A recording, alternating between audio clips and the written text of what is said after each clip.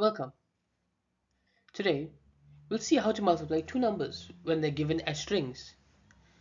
This is incredibly useful in situations when numbers are too big to handle as normal integers. We'll carefully calculate the product and return it as a string. Let's explore how.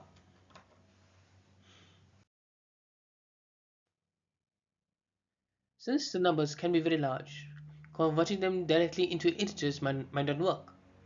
Instead, we treat each digit individually and simulate the multiplication process, just like as you would on paper.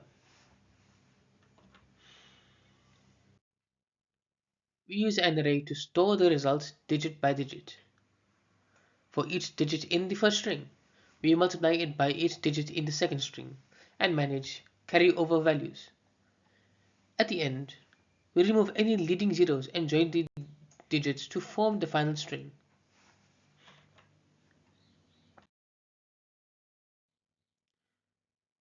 This method mimics traditional multiplication. We loop through each digit in reverse, multiply, add existing values, and handle carryovers.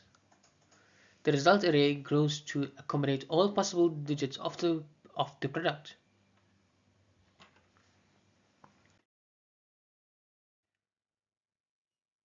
Looking at these examples, you can see the method works for smaller numbers, zero cases, and larger numbers alike. Each product is calculated correctly as a string without ever converting to a numeric type.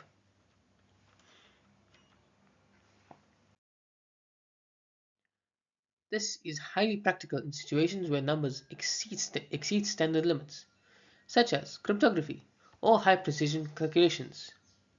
It also ensures accurate results without running into overflow issues.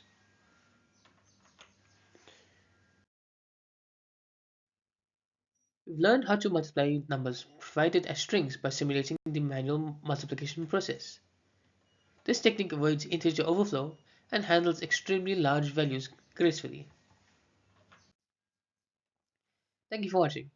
If you enjoyed this video, please make sure to like and subscribe for more JavaScript tutorials. I'll see you in the next one.